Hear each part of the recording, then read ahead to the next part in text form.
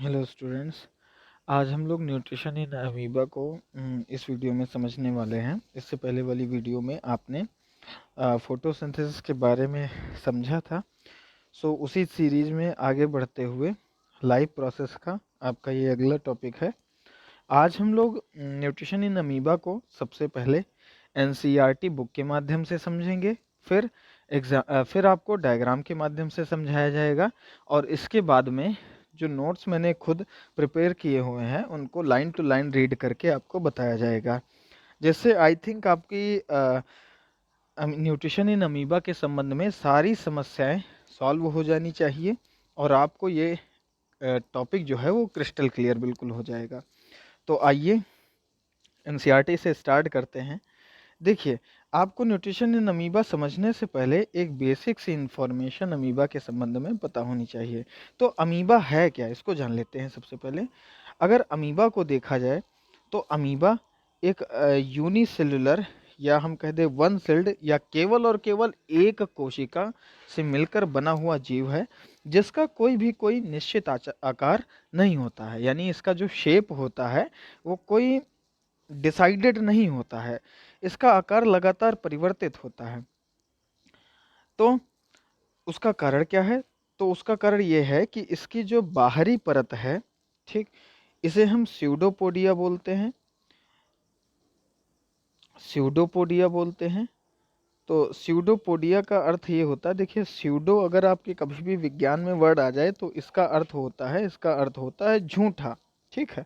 और अगर पोडिया आ जा रहा है तो इसका अर्थ होता है पैर, यानी इसके पैर जो होते हैं झूठे होते हैं। इसकी जो सेल वॉल होती है, बाहर की सेल वॉल होती है, इसका कुछ नेचर ही ऐसा होता है कि ये लगातार जो होती है परिवर्तित होती रहती है। अगर ये कभी लोकोमोशन कर रहा है, जैसे आगे बढ़ रहा है, तो इसमें लगातार ये जो सेल वॉल है ये अपना नया नया शेप बनाती रहती है, जिसके कारण ये आगे मूव कर पाता है। तो ये कुछ इसकी बेसिक इन्फॉर्मेशन है, ठीक है। अब इतनी चीज़ें आप कंसीडर करेंगे दिमाग में, और इसी को दिमाग में रखते हुए आप एनसीईआरटी की लाइन टू लाइन हमारे साथ में समझेंगे तो आपको टॉपिक और बेहतर समझ में आएगा। देखिए, जैसे क्या कहती है एनसीईआरटी आपकी? सो इसको यहाँ से अमीबा न्यूट्रिशन इसमें बताया गया है। तो कहा गया है amoeba takes in food using temporary finger like extension of the cell surface. इसका मतलब यह है कि अमीबा फूड पार्टिकल को अपनी कोशा या सेल के अंदर बाहरी सतह के द्वारा ले जाता है, ठीक है। आगे, inside the food vacuole complex wait यहाँ से है which fuse over the food particle which fuse over the food particle. एक सेकेंड मैं इसको क्लियर कर लेता हूँ। Which fuse over the food particle forming a food vacuole. इसका मतलब जो कि भोजन के कण के साथ फ्यूज हो जाती है या जुड़ जाती है और इसके बाद एक फूड वैक्यूल का निर्माण करती है। आगे देखते हैं।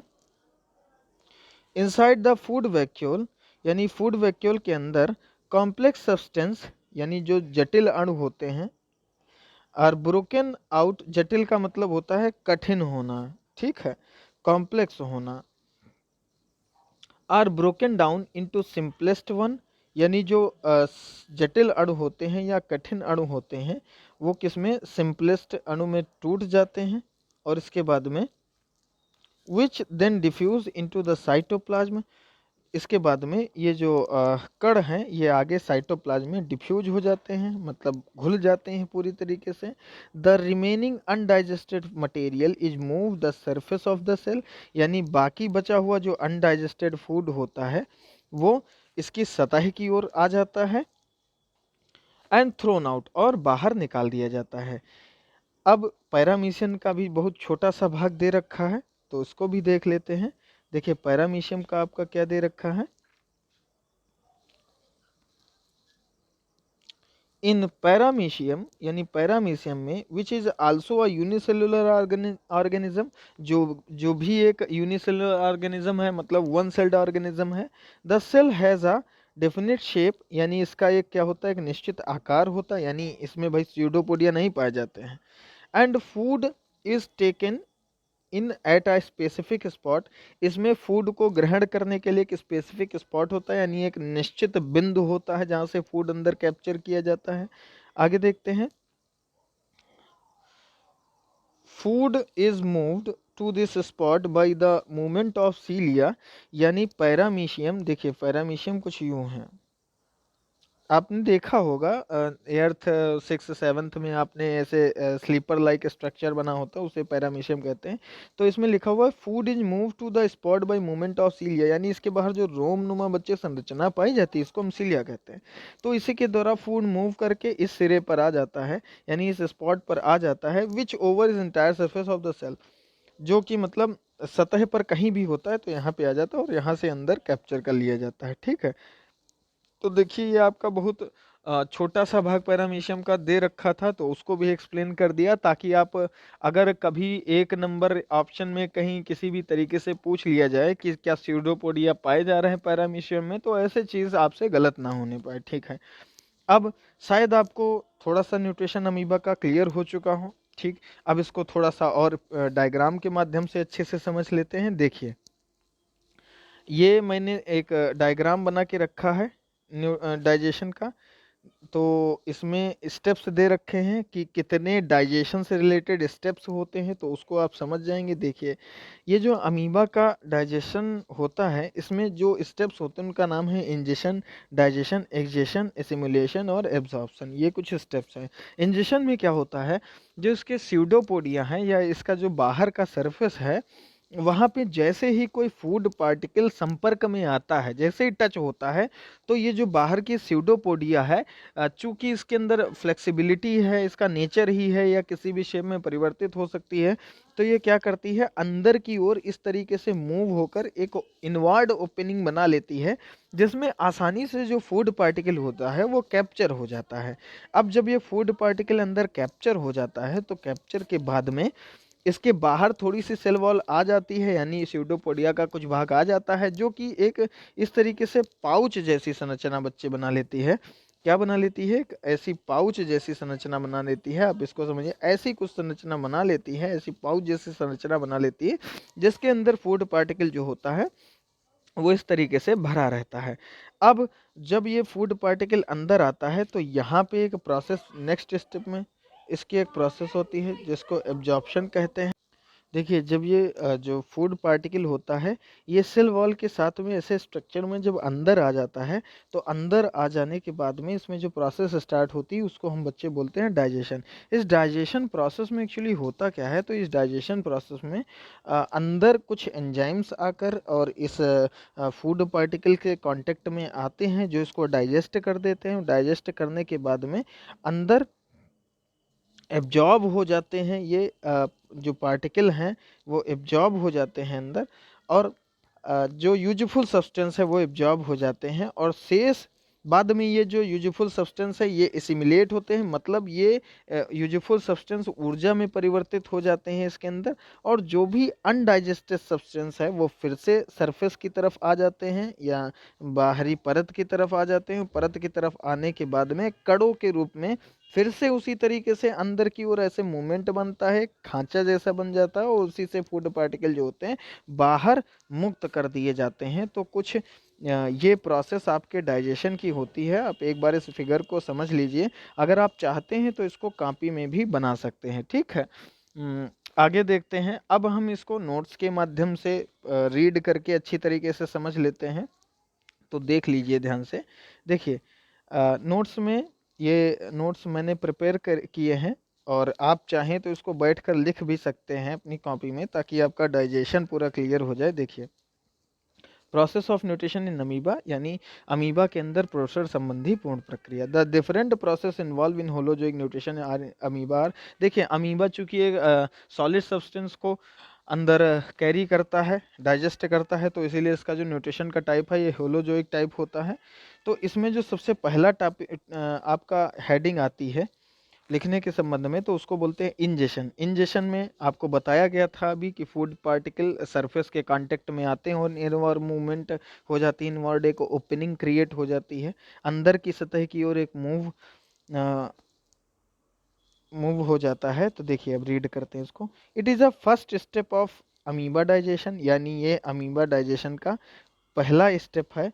वेयर, जहाँ पर द सॉलिड सब्सटेंस, यानी जिन्हें हम फूड पार्टिकल कहते हैं, मतलब जो सॉलिड सब्सटेंस हैं, यानी जो ठोस पदार्थ हैं जिन्हें हम फूड पार्टिकल कहते हैं, are get captured by amoeba, क्या हो जाते हैं, कैप्चर कर लिए जाते हैं या अंदर ग्रहण कर लिए जाते हैं अमीबा के द्वारा थ्रो जनरल बॉडी सरफेस, यानी उनके जनरल बॉडी सरफेस, यानी बाहर की जो परत होती है, सामान्य बाहर की परत होती है जिसे हम स्यूडोपोडिया कहते हैं, उसके द्वारा। ठीक है, अब आगे देखते हैं। The pseudopodia move in move inward in order to capture the food, यानी जो स्यूडोपोडिया होती है वो अंदर की ओर इस तरीके से मूव हो जाती है फूड को कैप्चर करने के लिए। Then this food move inside the amoeba, उसके बाद में ये फूड जो होता है अमीबा के अंदर चला आता है साइटोप्लाज्म में। सो इस प्रोसेस को हम बच्चे बोलते हैं फाइगोसाइटोसिस, यानी किसी भी सब्सटेंस के द्वारा सॉलिड पार्टिकल को बॉडी सरफेस से अंदर ले जाने की जो प्रक्रिया है इसको हम बोलते हैं फाइगोसाइटोसिस। तो अगर आप फाइगोसाइटोसिस ये वर्ड लिख देते हैं तो इसका मतलब ये है, एग्जामिनर ये समझेगा कि आप वास्तव में ठीक ठाक अमीबा के संबंध में पढ़ के आए हैं। ठीक है, अब आगे देखते हैं। अगली जो आपकी हेडिंग है वो है डाइजेशन। डाइजेशन में क्या होता है समझ लीजिएगा ध्यान से। देखिए डाइजेशन क्या होता है। Digestion is a process of breaking the insoluble and large food molecule into soluble and minute molecule, यानी डाइजेशन एक प्रोसेस है। डाइजेशन क्या है, एक प्रोसेस है जिसमें जो इनसॉल्युबल या लार्ज फूड मॉलिक्यूल होते हैं वो ब्रेक कर दिए जाते हैं, तोड़ दिए जाते हैं, सॉल्युबल यानी घुलनशील यानी घुल जाने वाले पदार्थों में, और छोटे छोटे अणुओं में, यानी जो कठिन या कॉम्प्लेक्स सब्सटेंस है उनको सिंपलेस्ट फॉर्म में चेंज कर दिया जाता है। आगे देखते हैं। In amoeba the food vacuole move deep into the cell, यानी फिर क्या होता है, जो अमीबा में जो फूड वैक्यूल होती है वो डीप इनटू द सेल यानी सेल के अंदर मूव हो जाती है, गहराई में चली जाती है with the help of digestive enzyme. और फिर क्या होता है, डाइजेस्टिव एंजाइम। एंजाइम क्या होते हैं, आप एंजाइम से घबरा गए होंगे। देखिए एंजाइम कुछ ऐसे कार्बनिक या ऑर्गेनिक कंपाउंड होते हैं, ऐसे आपके अणु होते हैं, कण होते हैं ऐसे, जिनके अंदर एक क्षमता होती है कि ये किसी भी जटिल या कॉम्प्लेक्स सब्सटेंस को सिंपलेस्ट फॉर्म में चेंज कर दे, तो इन्हें हम एंजाइम बोलते हैं। तो डाइजेस्टिव एंजाइम ऐसे ही अमीबा में आते हैं फूड पार्टिकल के पास में, और फिर इसको सॉल्युबल भाग में, सॉल्युबल पार्ट में परिवर्तित कर देते हैं। The large insoluble part are broken down to the simplest molecule, फिर जो इसी तरीके से जो लार्ज सब्सटेंस होते हैं वो सिंपलेस्ट फॉर्म में आ जाते हैं। अगले फूड में, अगले आपकी हेडिंग में देखते हैं absorption. In this process of absorption, यानी इस एब्जॉर्प्शन के प्रोसेस में, इनसाइड द अमीबा, अमीबा के अंदर, the nutrients from the digested food material are absorbed into the cytoplasm, यानी जो डाइजेशन के बाद में जो यूजफुल सब्सटेंस होते हैं वो साइटोप्लाज्म में क्या होते हैं, एब्जॉर्ब कर लिए जाते हैं, अवशोषित कर लिए जाते हैं। आगे देखते हैं अगला प्रोसेस इसकी एसिमिलेशन। एसिमिलेशन, एसिमिलेशन का मतलब क्या होता है। Assimilation is a process of obtaining energy from the absorb food molecule, यानी एसिमिलेशन एक प्रोसेस है जिसमें जो भी फूड आपका एब्जॉर्ब किया गया है उससे क्या होता है, एनर्जी बनती है। In amoeba absorb food molecule are utilized, यानी अमीबा में जो भी अवशोषित किया हुआ, एब्जॉर्ब किया हुआ जो फूड मॉलिक्यूल है यूटिलाइज का उपयोग किया जाता है for producing the energy, energy को उत्पन्न करने के लिए। एंड लेटर ऑन दिस, यानी कुछ देर बाद में, this energy use to inside the amoeba for several activities, यानी कुछ समय बाद में ये जो एनर्जी है ये अमीबा के अंदर बहुत सारी एक्टिविटीज़ के लिए यूज हो जाती हैं। देखिए बच्चे, आपको इससे सरल इंग्लिश भाषा कहीं भी नहीं मिलेगी, कितनी सरल भाषा में लिखा हुआ है, अगर ढंग से आप एक बार पढ़ लें तो आपको याद हो जाएगी चीज़ें। आगे देखते हैं एग्जेशन, जो कि लास्ट प्रोसेस है। In this process the undigested food, यानी क्या होता है इस प्रोसेस में जो भी अपचित भोजन है या अनडाइजेस्टेड फूड है, ये move toward the surface of amoeba, amoeba के सरफेस में आ जाता है। Then it get excreted throughout pseudopodia into the environment, यानी फिर क्या होता है, ये इसके स्यूडोपोडिया के द्वारा इन्वायरमेंट में मुक्त कर दिया जाता है, यानी वहीं जो आपको बाहर इसके स्यूडोपोडिया बताए गए थे उसके द्वारा ये बाहर के वातावरण में जो अनडाइजेस्टेड फूड है मूव कर दिया जाता है। तो इस तरीके से आपको न्यूट्रिशन इन अमीबा पूर्ण रूप से कंप्लीट हो जाती है। Thank you, have a nice day.